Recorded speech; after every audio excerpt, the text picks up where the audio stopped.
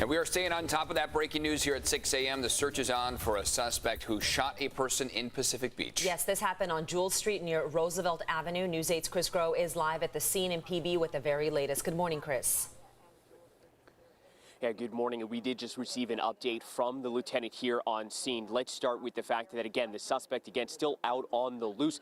And what we're told, an African-American male seen wearing a black beanie and a yellow jersey, again, in their 20s, a male in their 20s. So they are still looking for that person. Now, as for the victim, we also received an update on them. Now, they suffered a gunshot wound to their upper body, not specific to what part of their upper body, but we were told that they essentially did suffer life-threatening injuries and that they have been taken to the hospital. So we are waiting to see exactly what their status will update, but we were told again that he is expected to survive again, but we are obviously going to keep a very close eye on their status as the day progresses. Now, as for how and why this even happened, we're told this started off as a Halloween party and that at some point a fight broke out, and that's when that shot was fired. So of course what they're trying to figure out now is from these witnesses, many of them who are still intoxicated at this early morning hour, we're told they're trying to figure out if this suspect, the shooter,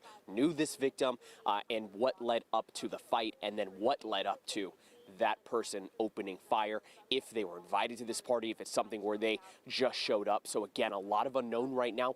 What we were told by police is that they want anyone who lives in this area, and even within the few blocks nearby, if they've got Ring doorbell cameras, if they have anything like that, if they see anything on those cameras, or maybe if they thought they heard something, all of that little information can help them piece things together. But again, the very latest information that we have right now is that this victim expected to be okay right now at this time. But again, that is something that we're going to keep a close eye on as this day moves forward. Eric and Stella.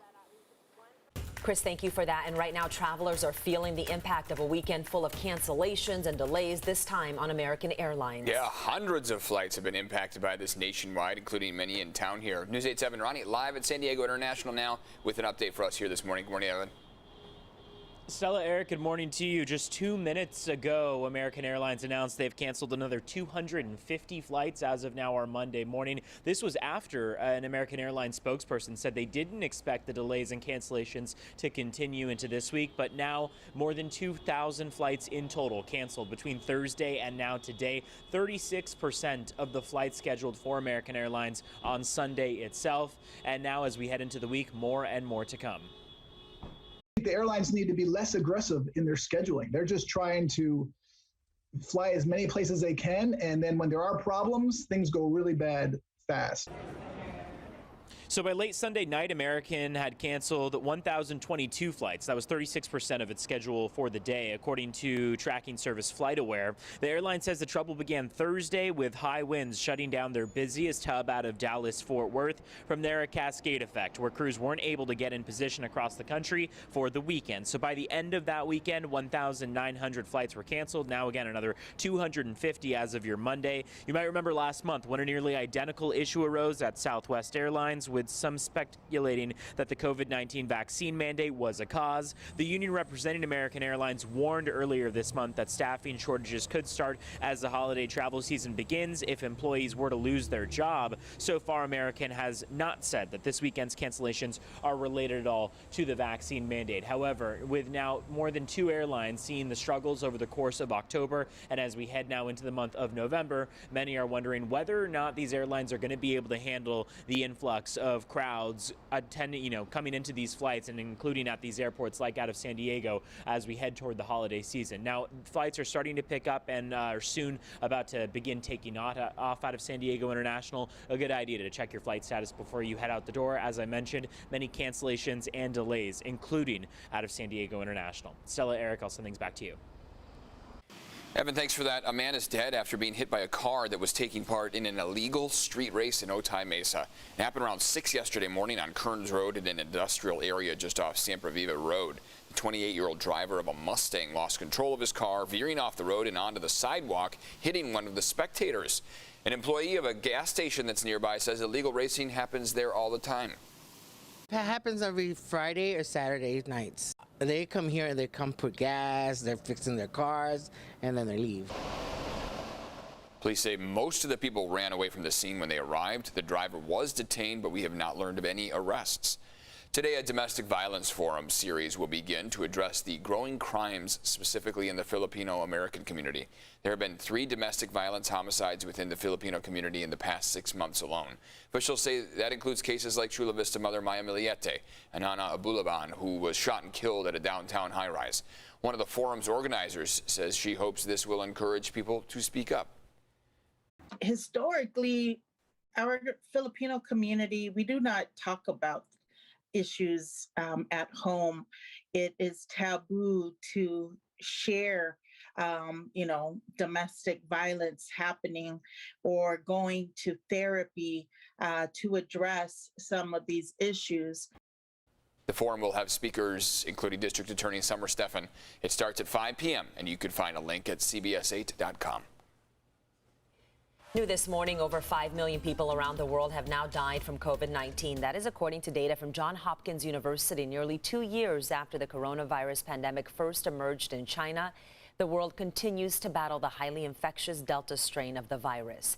And the COVID-19 vaccine for younger children may be approved soon. Tomorrow, a CDC panel will meet to decide whether to approve Pfizer's vaccine for kids ages 5 to 11. This is for emergency use authorization. The FDA approved the shots for that age range on Friday. If the CDC also gives the green light, shots for children could be available as early as Wednesday.